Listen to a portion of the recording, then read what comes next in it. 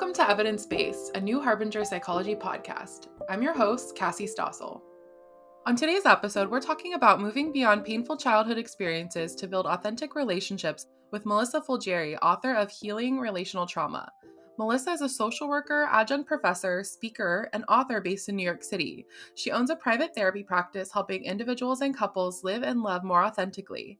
She teaches at Fordham Graduate School of Social Service and Yeshiva's Ferkauf Graduate School of Psychology. She has written features for top publications such as Authority Magazine, Women's Health, and Bustle. She is author of Couples Therapy Activity Book, and she lives in Brooklyn, New York. Hi, Melissa. Thanks so much for joining me today. Thanks so much for having me. I'm happy to be here. What we're talking about today is super important, and I think a lot of adult children are sort of grappling with the childhood trauma they maybe faced and how it impacts their life today. So I thought we could just start out by talking about what is relational trauma and what are some common causes of childhood relational trauma specifically. Sure. Yeah. So relational trauma is really like a catch all term. It describes the aftermath of abuse, neglect, serious maltreatment, or abandonment within a relationship. And then childhood trauma is relational trauma, but this book specifically focuses on this abuse or neglect that is created by the child's caregiver or parent. I think a lot of us are seeing now that it does impact our relationships in adulthood.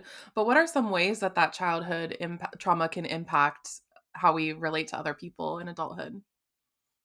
Yeah, so if you think about it, right, like our parents or our caregivers are all imperfect people. And so what happens is we walk away, for better or for worse, with wounds from our childhood. And so there's a lot of research that's been done, sort of categorizing what these different wounds have looked like. So in my book, I note some of them, one of which might be a worthiness wound. So this is a wound that happens when you grow up feeling like love is conditional. So you maybe felt like you needed to be perfect or excel at sports or school in order to be loved. And so, what can end up happening as an adult is that you might be struggling with perfectionism, you might be struggling with low self esteem, or tying your self worth to external factors. Hmm. And let's talk about, let's say, a romantic relationship. How can that show up for someone?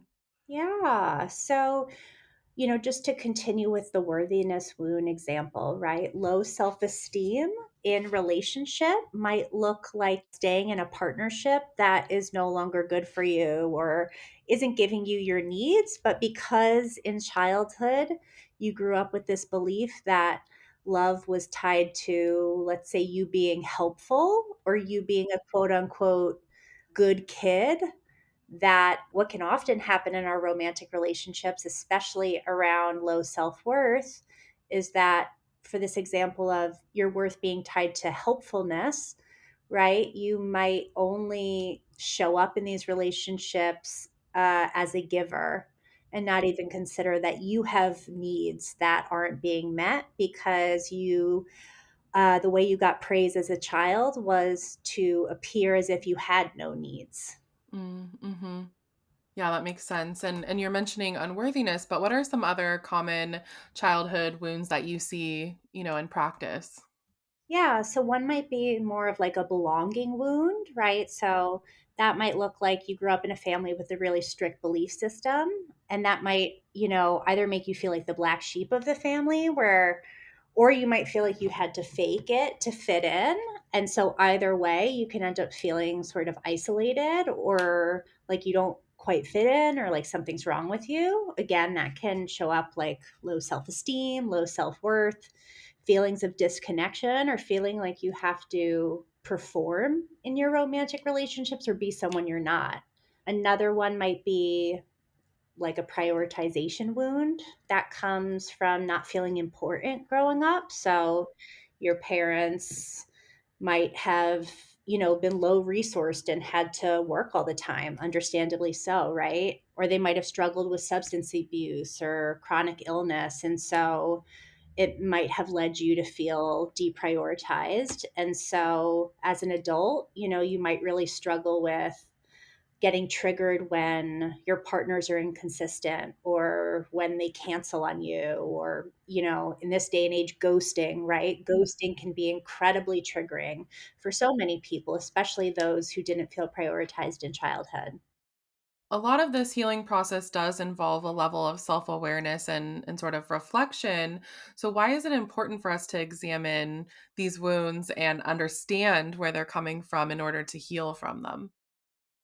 Yeah, so the reason being is that we really repeat what we know, right? So social learning theory tells us that kids just repeat what they see, whether or not it's right, wrong, helpful, unhelpful, functional, dysfunctional, right? And so we just end up repeating patterns that we watched growing up, for better and for worse. And really, the only way to change those harmful patterns, the first step of that is building self awareness, right? So if any of us have a problem, whether it's drinking too much or oversleeping, right? Like snoozing our alarm, right? The first part of changing that behavior is self awareness.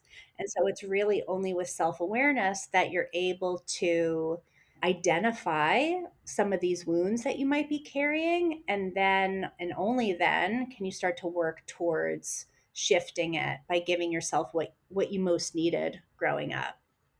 Yeah, I think the childhood wounds is so interesting, and obviously, like, as we're talking about that, some of this does involve very serious childhood trauma, but what's interesting is a lot of it is maybe nothing that was, like, conscious that our parents did. It was like you said, we sort of mirror what we see. I'm just thinking in my own life, my parents were very young when they had me. My mom was 19, they had no money, we, like, lived, like, paycheck to paycheck, and I realized I do fall into that little bit of perfectionist, like, I never not had a job since I was 16. Like, I'm very aware of, sort of my, like, I guess, financial impact in my relationship, and so, like, it's not like my parents did anything to me, but, like, that as a reflection is so interesting, and it is unconscious that you, like, carry those until you start to examine where they come from. Yeah, it was so important for me to write that book because of what you just shared. And thank you for sharing that experience, because more often than not, what I find is that people don't want to call what they experienced as trauma because it, quote unquote, blames our caregivers and our parents. And in order for us to say, yes, I experienced trauma, that has to mean that our parents or our caregivers were bad. And that is literally just not, that's the reason why I wrote this book, was to help shed light on the fact that our parents can and are wonderful people who are imperfect in the way that all humans are. And when you're parenting this little tiny thing who's totally impressionable, right? Especially, we just started having a generational belief in mental health.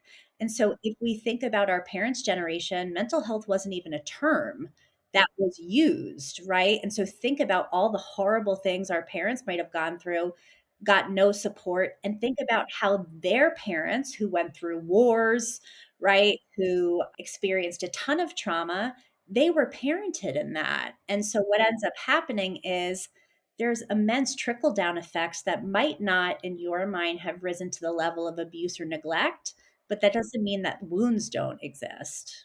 Yeah, and a lot of that, like you're saying, is the generational trauma of what people have gone through in our family, even, two generations back. And yeah, this got me just thinking too that, like, it also doesn't even necessarily have to happen in, like, young childhood. I didn't start having anxiety until my parents got divorced, but I was 19, but that, like, really stuck with me. And I want to get into stress responses too, because this is kind of where I am. Like, when my grandfather died, my mom left my dad. Her trauma, like, she couldn't share her grief, and so that's what led her to leave. But then that also left me and my sister, even as I was an adult. And so when I get into my stress response, I worry about that abandonment. And so I want to go in a little bit deeper. If you could talk about how that does show up for us in our stress response, and what it looks like. Yeah. So I love that you talked about being 19 and still having that impact you. And of course it did, right? We're still, our prefrontal lobe is not fully formed until we're in our mid 20s, right? And so 19 is, yeah, you're still developing. And so what ends up happening is when we as kids, experience chronic stress, right? We end up having these survival mechanisms that come into play. And most people know fight or flight, right? When you get stressed out, you either fight or you flee.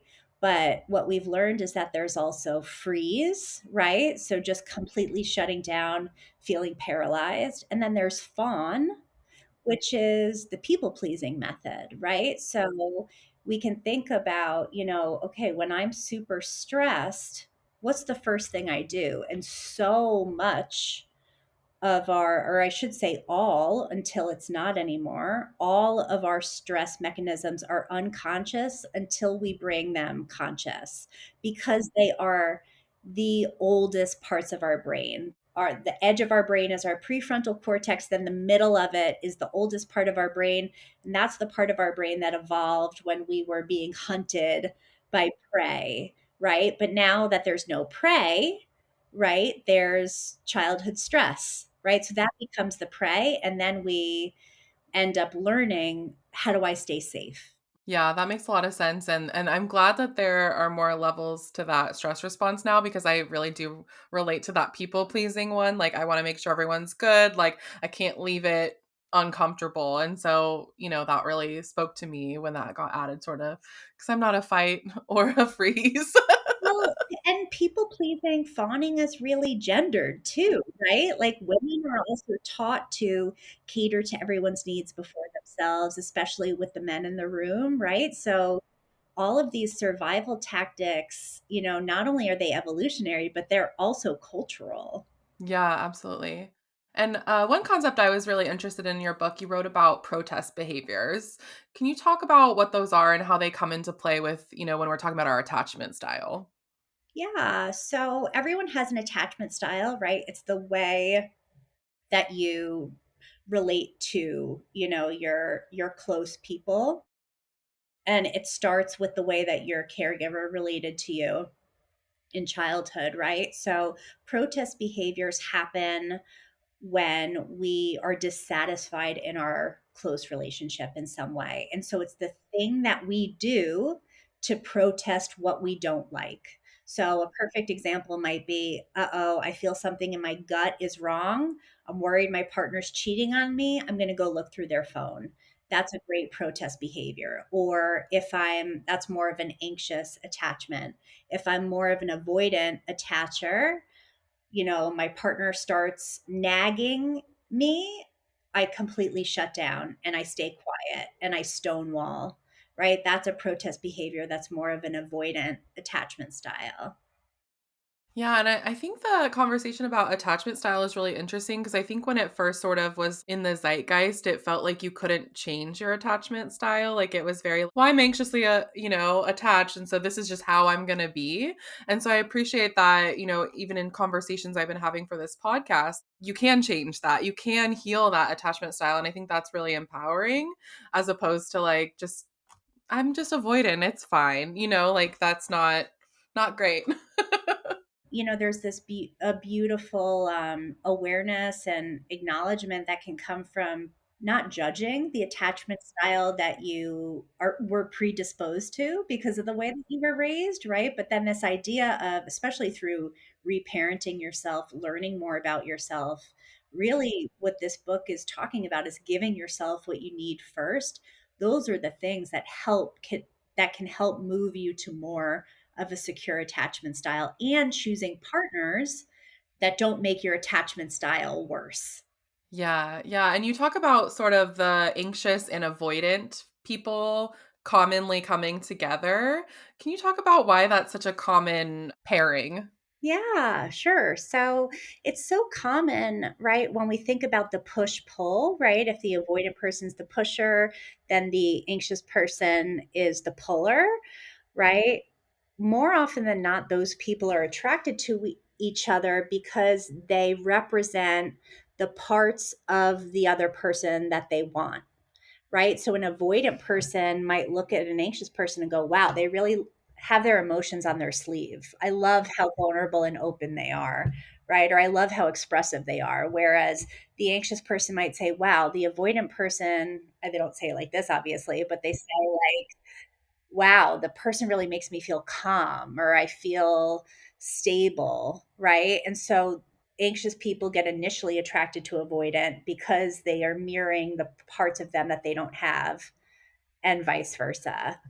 So it's a dynamic that can feel really exciting initially, but can often become problematic over time due to those conflicting needs of closeness that the anxious person is constantly trying to seek, and the need of the avoidant person to constantly try and seek distance. Mhm. Yeah, and in relationship, what are some common things that you see that get in the way of communicating our needs with our partner?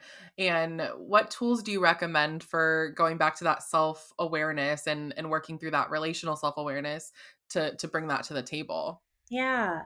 So emotional reactivity, right? That gets in the way, right? So like we tend to have the same fights over and over again. And the more it happens and the longer it happens, the more explosive it becomes, right? The more emotionally reactive we are. And so when we feel really angry or feel really shut down, we're not able to listen to each other. Right. And so that's one thing that definitely gets in the way. The other thing that gets in the way is not even considering that you do have needs and not having the language to ask for your needs. I can't tell you how many times, no matter the gender, people in therapy, I'll ask them, like, hey, I think you should speak this need to your partner. And they'll say to me, well, I don't want to come across as needy. So there is such a strong belief that naming a need, asking for a need to be met is needy, right? If you're a woman, we have this mythical creature, the chill girl, right? The chill girl has no problem. You want to cancel, you want to reschedule, you want to not be interested, you want to not be text me back, no problem, right? Like same thing for men, right? You know, there's this common belief whoever seems to care less wins, right? Has more power in the relationship. And so what I'm asking people to do is quite literally the opposite, right? It's being vulnerable. And the scariest part about being vulnerable is that it opens yourself up for rejection, right? And so unfortunately the antidote to some of the stuff that we're talking about is being your full self with another, but then that requires you knowing your full self. So knowing, hey, when you don't text me back for 6 hours, my mind goes all over the place and I get really scared. So I need you to check in sooner, right? In order for someone to speak that, they need to be able to know that that's what they're feeling, know what it might be even connected to. Like, oh, my dad was totally erratic and left. And so not only am I scared about it happening with you, but I'm remembering that when that happens, right? Like, we need to be able to connect, you know, our traumas to our present, and then be able to just know that we deserve to get the exact type of love we need.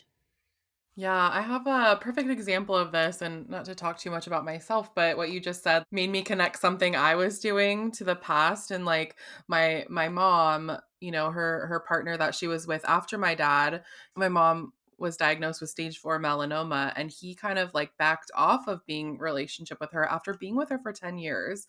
And she was a state away, and suddenly it became me to deal with as the older daughter, and I was just thinking about, and I was telling this story on a different episode of this podcast, that when I was going through my own cancer treatment a few years ago, my husband, every time he did something for me, I would apologize. And I was like, "I'm sorry," because I think now that I'm talking to you, it was triggering what happened to my mom, even though I wasn't present for it, like, in the moment. But I was talking about how I reframed it into saying thank you, because that's what I was really trying to get across with the sorry for being a burden, but thank you for taking care of me was what I really meant. And wow, that, like, that, like, really tracks back to what my mom dealt with. And so, yeah, that's exactly what we're talking about. Isn't that amazing though, right? To be able to connect why we do what we do and what narratives about ourselves and about the world, right? Because childhood trauma or trauma in general it changes our sense of the world. So you might have not to psychoanalyze you, but just to continue the example, you might have gained this belief that was like people leave or people can leave when things get hard. And so that thought might relate to a feeling of fear that comes up. So then when your husband gives you stuff, it's like, oh shit, I have to thank him because the risk is if I ask for too much or if I'm not grateful or X, Y, and Z, people leave when things get hard, right? And that's how these patterns repeat. Yeah, wow. Free therapy. We did it. We did it. So getting back to one thing in your book too, you talk about validating your inner world. And I think that's really a powerful concept. Can you talk about what that means and why do we so commonly invalidate ourselves? Yeah. So validating your inner world is really about like being almost like an anthropologist in your own mind, in your own body, and your own nervous system, in the way that you work, right? It's like I listened to a podcast yesterday called Her Daddy, Monica Lewinsky was on it, and she talked about how she really, and part of building her resiliency was learning about her own operating manual. And that's really what learning about your inner world is. It's like when someone cancels on me, where do I go? What happens in my mind? Right? What do I say to myself, about my relationships? Right? And how do I feel about it? And then what do I do? Right? Like to take this example of getting canceled on, right? It's like, okay, I feel disappointed. I might say to myself, see, no one cares about me. And then my behavior is that I withdraw. And so, in order for me to validate my internal world, I need to be able to tend to that emotion of disappointment. And so many of us cannot tend to our own primary emotions, which means that when we're disappointed, upset, angry, sad, we put on this other emotion that's like, you shouldn't feel that way. Get over it. Right? It's like we shame ourselves for having basic human emotions. And so, what ends up happening is that those secondary emotions keep the primary emotions in place, right? So we feel sad, but then we feel guilty about feeling sad. So we don't end up tending to the sadness.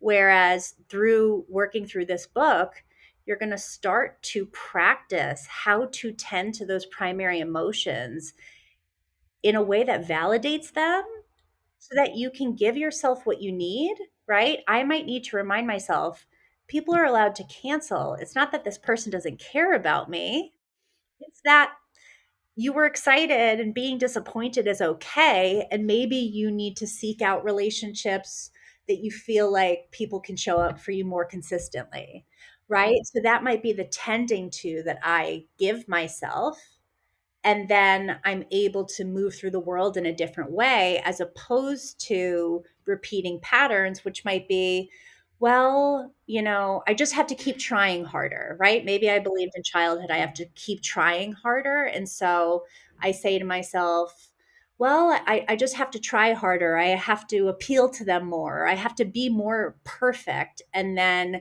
it happens again. And that self narrative goes back to, see, people don't care about me. We'll be right back after this short break. Hello, I'm Dr. Matthew McKay, creator of Therapy Assist. We've designed Therapy Assist to be an accessible and efficient platform. By providing a library of thousands of resources and the ability to customize workbooks, we're putting evidence-based tools in your hand, helping to improve client outcomes. Research consistently shows that between session homework can significantly improve client outcomes and reduce dropout. But finding the right tools to assign can be time-consuming. Therapy Assist makes this process faster and easier. You can search through a library of curated resources, including psychoeducation, worksheets, exercises, meditations, and much more. You can use these resources both during your sessions and as homework assignments for clients, all with the confidence that they are rooted in evidence-based therapies. Therapy Assist's resource library is built on the firm foundation of New Harbinger Publications' 50 plus years of pioneering work in self-help and psychology.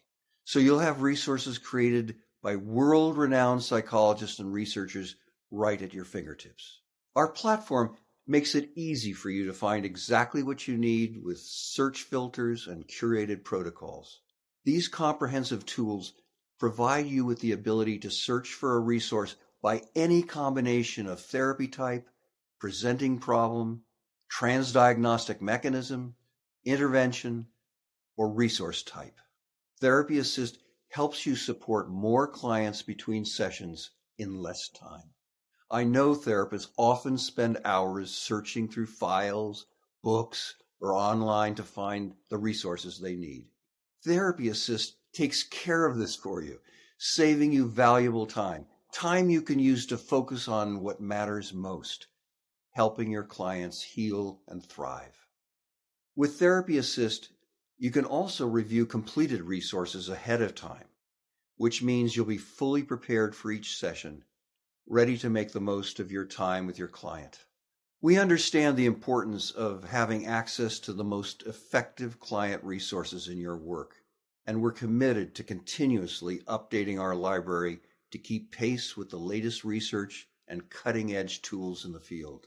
Your clients' privacy and security are top priorities for us. Therapy Assist is fully HIPAA compliant, so you can trust that the data entered is kept safe and confidential. To start your free trial and find out how Therapy Assist can transform your practice, go to therapyassist.com. We're here to support you every step of the way. One thing that sort of inner validation reminds me of is like a mantra I've been using for myself is two things can be true. I like find myself repeating that. Like you can be upset about something happening, but it also doesn't mean that they don't care about you, right? Like in the example you gave. And so that really reminds me of that. And that's something I find myself going back to a lot when I'm feeling either like really activated or stressed or even when, friends of mine are feeling stressed or my husband, I try to remind them of that too. Like two things can be true at the same time and you can hold both of them. Yeah. Trauma does the exact opposite of that. Trauma makes us feel extreme. It makes us feel global. It makes us feel like this is always going to be this way and it's just this one way. And so there's no nuance to it. So the fact that you practice holding multiple concepts at once is like an exact antidote to where trauma wants our brain to go, which is just very restricted and concrete. Yeah, exactly. And the hardest thing I can say for myself as well is that self-compassion piece.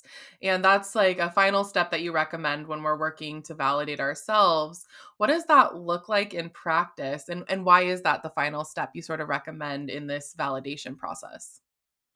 Yeah, so self compassion for me, it's been a practice I've been using for over a decade where, we discount how powerful being kind to ourselves are. And we often think so much of our success is because we've been quite harsh to ourselves.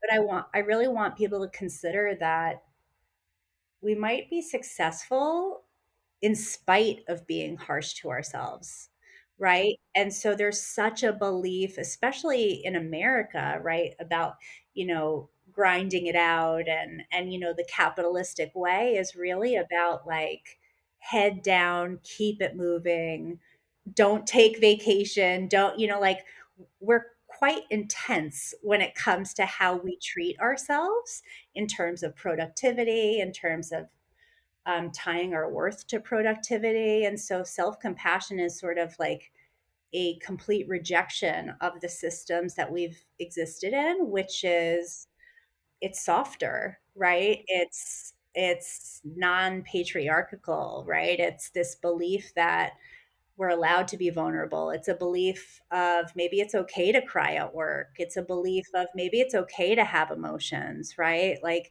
these systems that we exist within really, really don't want us to experience the full breadth of what humanity looks like, which is actually just a ton of ups and downs, right? Like once you go to therapy quite a lot, you realize, oh, wow, it's not that I'm going to therapy to stop having problems. It's that I'm going to therapy to help deal with those problems better because life, as the Buddhists say, is suffering. It has an immense amount of suffering. And so self-compassion, is really grounded in a mindfulness Buddhist practice of understanding that we will as humans experience the whole full rainbow of emotions, and that the best thing we can do when those emotions inevitably rise is tend to them by A, acknowledging that they exist, B, connecting ourselves to a common humanity. So, like,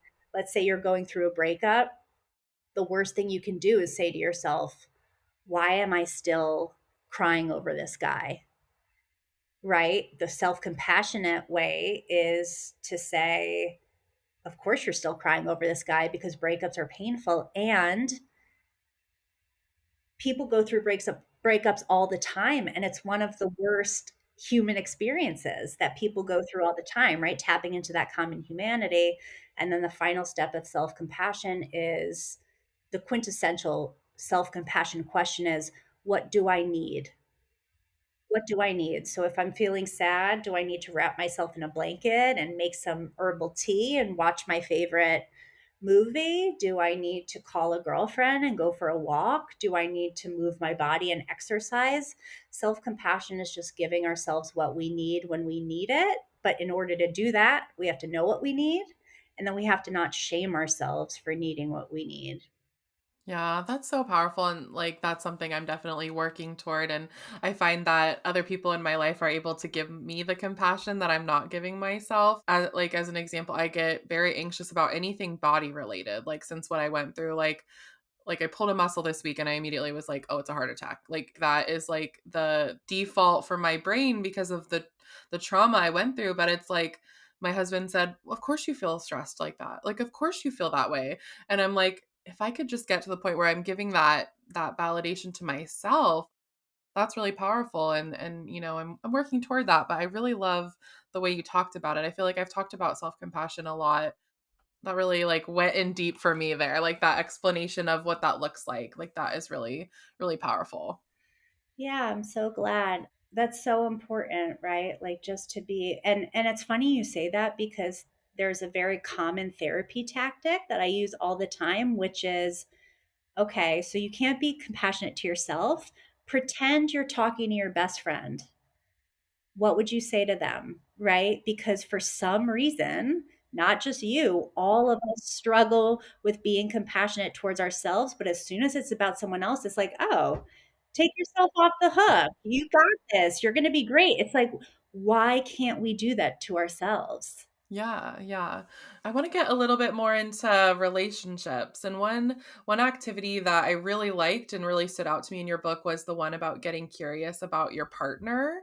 And that exercise, it calls for us to practice curiosity during conflict, which I think is interesting. Can you talk more about that and sort of what that does for us as we get curious?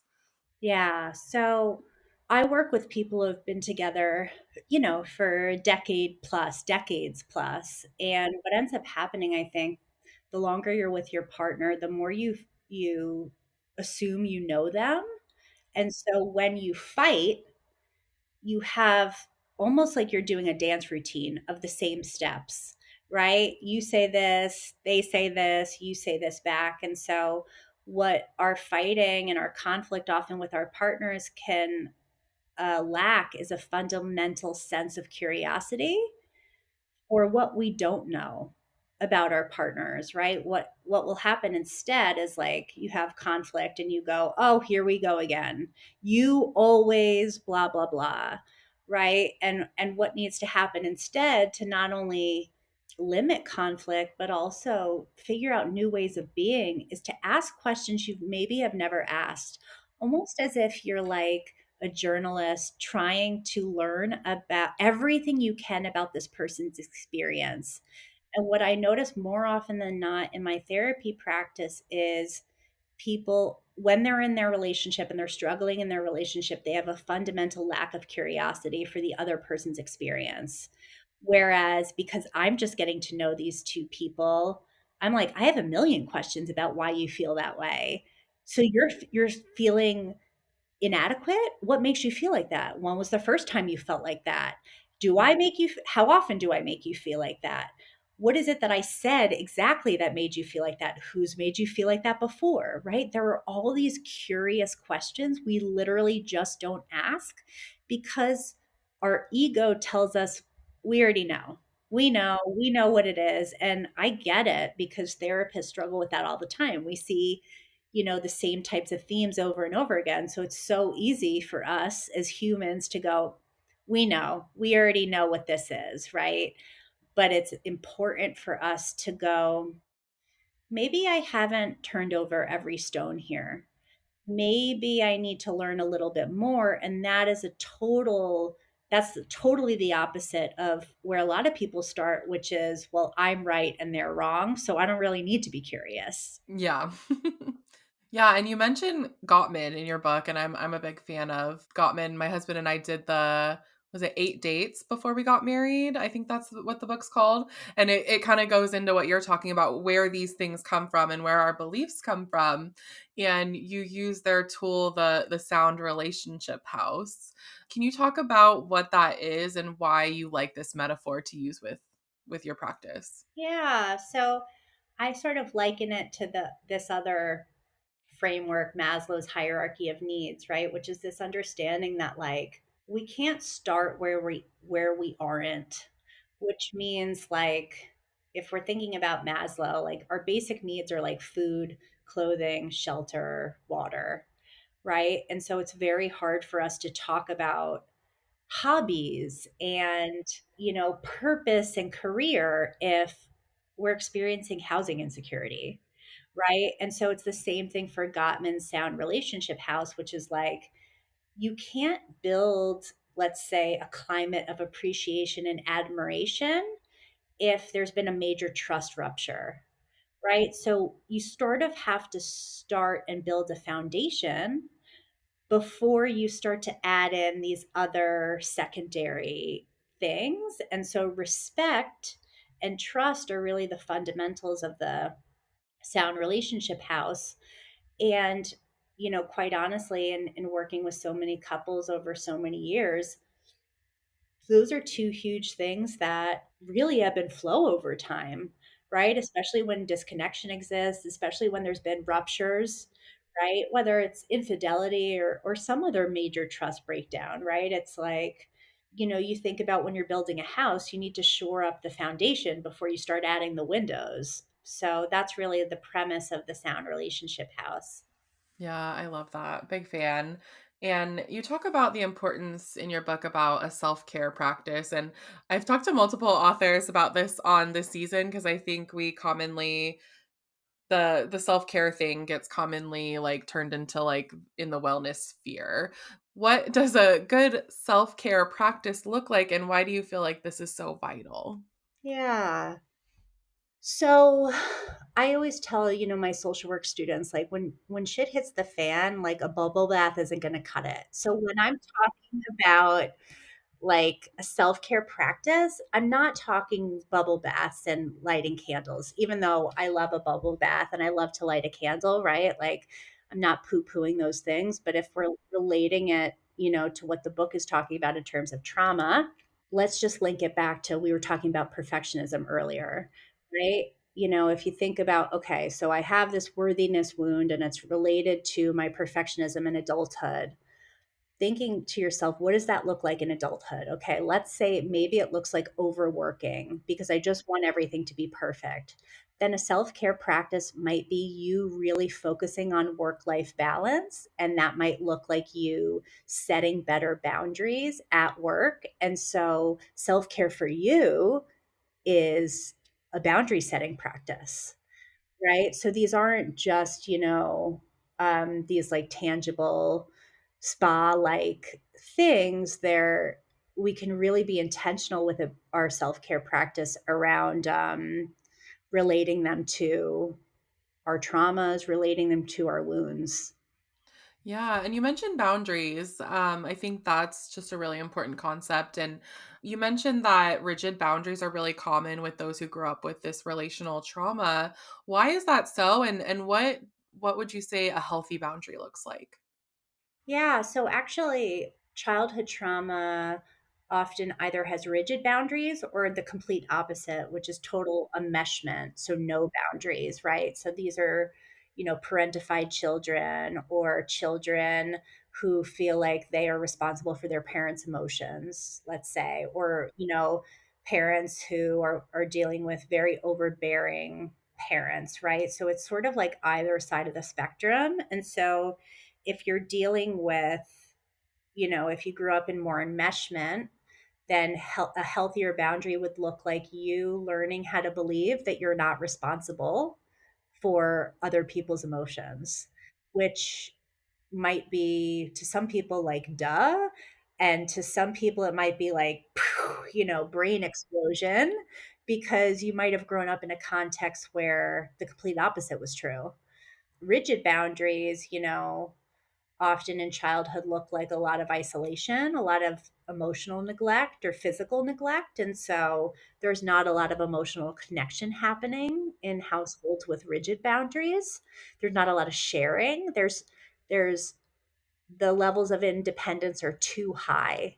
And so a healthy boundary for a rigid household, as you're growing up and as you become an adult, it would be less boundaries. So it might look like maybe you're someone who really believes if I'm going through a hard time, I don't want to tell anyone because I don't want to burden anyone.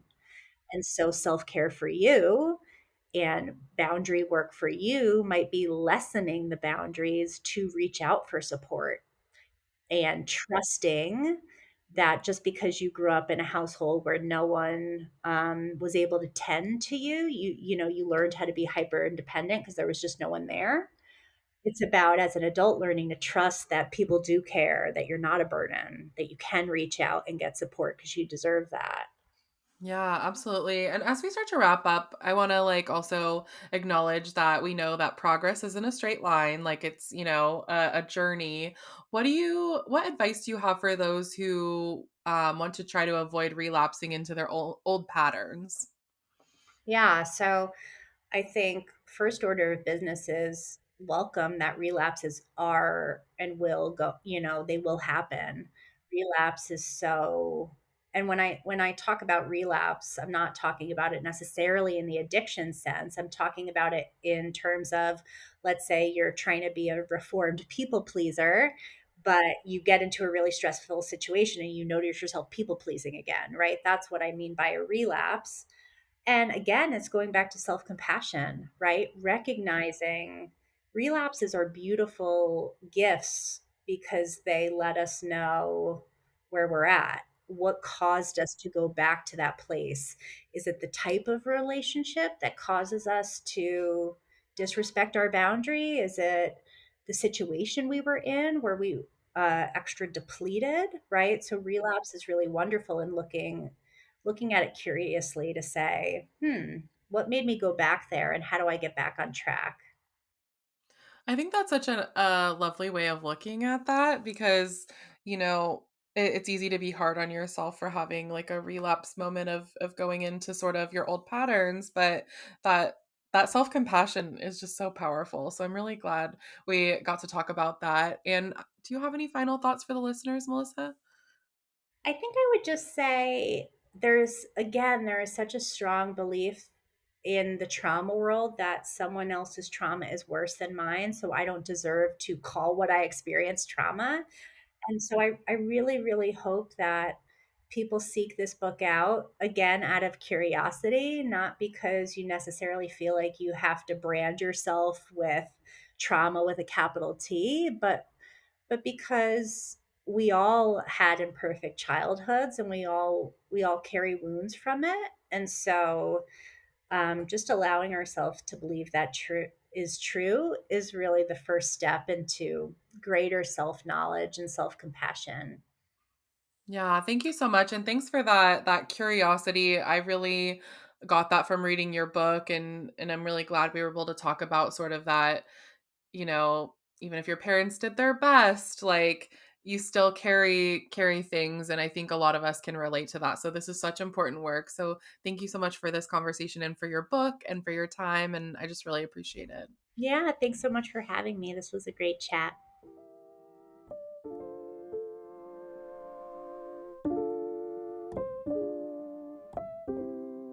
Heal the pain of your past so you can build the relationship you truly want today.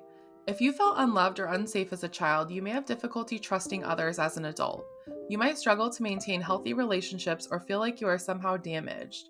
And if you're in a romantic relationship, you may have intense fears that your partner will abandon you, experience fight or flight moments during disagreements, or avoid intimacy altogether. It's important for you to know that this isn't your fault.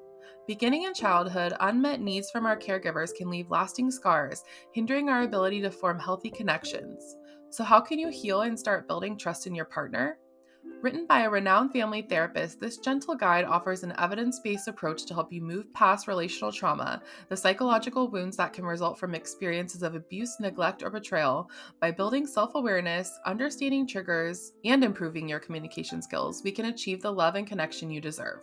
With this eye opening guide, you will uncover the hidden impacts of relational trauma has on your life, gain insight into the root cause of your relationship difficulties, understand how childhood experiences shape you as an adult, discover your own attachment style, how you relate to others, establish healthy boundaries in your relationship, and learn to balance your emotions and improve communication.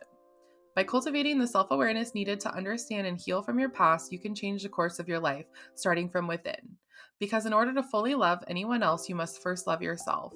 The skills outlined in this book will help you develop the self compassion and self knowledge you need to thrive in love and in life. Visit our website at www.newharbinger.com and use coupon code podcast25 to receive 25% off your entire order.